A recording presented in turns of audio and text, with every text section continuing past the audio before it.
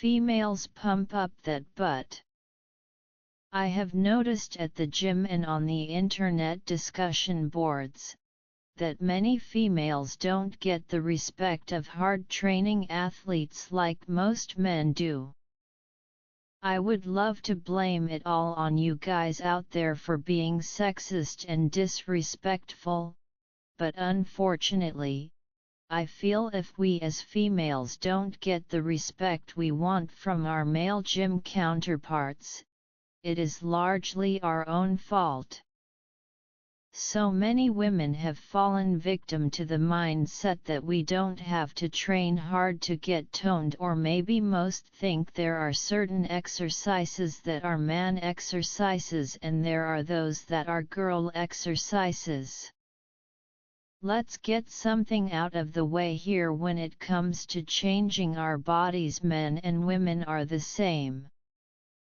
We can make our fat bigger or smaller, and we can make our muscles bigger or smaller, that's about it. Men have the ability to do this on a much larger scale due to the hormonal differences. Women, if you think you are going to train your arms heavy and hard and wake up one day and have biceps like Arnold, you're not. The toned look that we all desire is a result of increased muscle mass and decreased body fat. Our muscles usually have to get bigger to achieve this look. In this article I am going to share some of my views on how to get that athletic, yet feminine figure that so many of us are after. First off, what do we as a society look at and consider feminine? 36-24-36? Maybe not those numbers exactly, but that type of body shape still holds true with most. Now, how do you make this athletic looking, without detracting from the female shape? Each person is different, of course, but choosing certain body parts to emphasize over others can really help here. For example, it seems acceptable for a woman to have very round and shapely deltoids, but if the biceps and forearms as well as traps are too developed, it's seen as manly.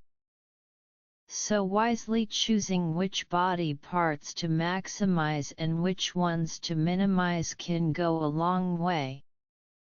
Here are my 3 key principles for looking strong, athletic, and yes, like a woman. 1. Maximize your shoulder to waist ratio. For those that have teeny tiny waistlines, this could be very simple. Maybe just training deltoids first in your schedule is all that is needed. For those of us that are not 24 or less in the waist, this might take quite some effort. I feel deltoids must be trained first, very hard and frequently to get the desired look. Back width also plays a big role in making the waist seem smaller than it really is, so it is a close second.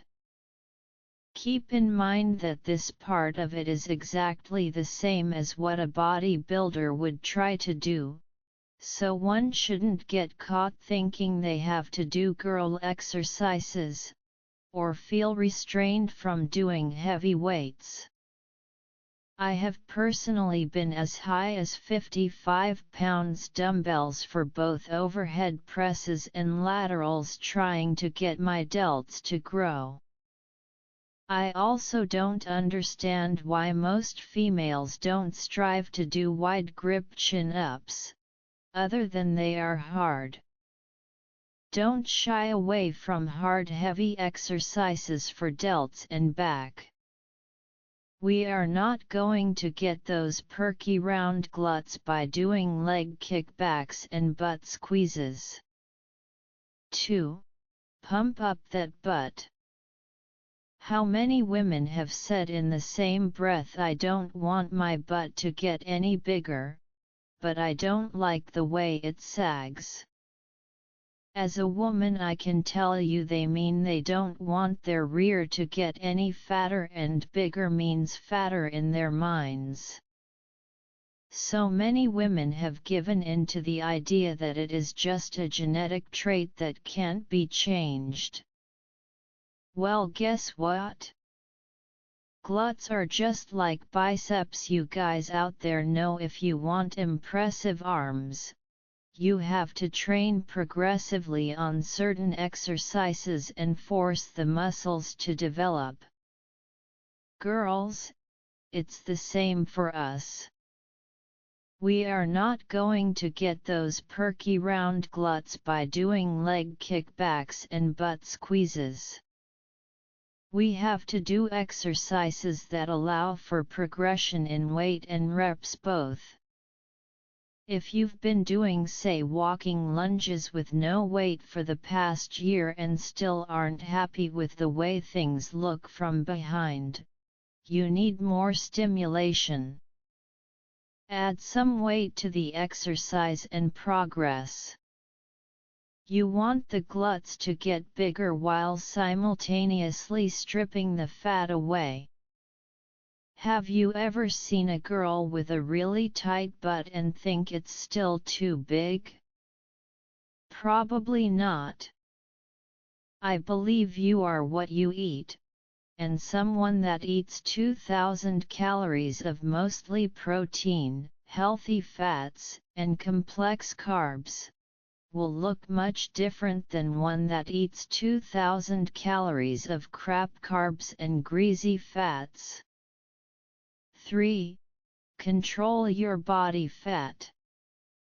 I will admit that a woman who is 20% body fat with no muscle looks smaller and better in clothes than one with the same amount of fat and much more muscle. To have that athletic look, most of us end up in the 12 to 15% range. I will cover in detail my methods of fat loss in upcoming articles, but in a nutshell, I will tell you to eat your protein and veggies. I believe you are what you eat, and someone that eats 2,000 calories of mostly protein, healthy fats, and complex carbs will look much different than one that eats 2,000 calories of crap carbs and greasy fats.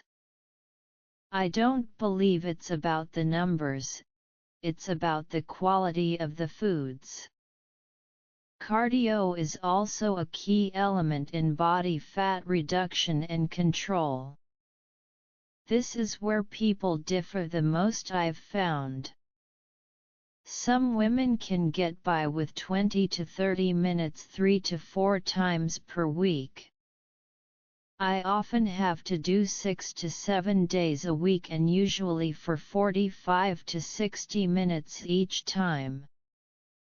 I have trained some girls that have had to do double sessions 7 days a week to achieve 12% body fat. So go with what works for you and your body type. I hope you ladies reading this are ready to go to the gym and hit it hard and heavy. Keep in mind that heavy is a relative term. If 5 pounds dumbbell presses are all you can truly do, push them hard and you will get stronger. In the process you will earn the respect of those around you that are doing the same. It is not where you are at now, it's about where you are going. And I hope that the guys reading this will show some gym etiquette to those ladies that may not be as strong as you, but pushing just as hard to get better. Disclaimer: this training module or info is provided as info and no responsibility can be taken for loss or injuries incurred during physical exercise. If you have not undertaken any form of exercise for a while, please consult your doctor before starting any new exercise program. Above all, have fun and be safe. You'll find many more useful information at the Video Man's YouTube Health and Fitness audio info channel to enhance your life.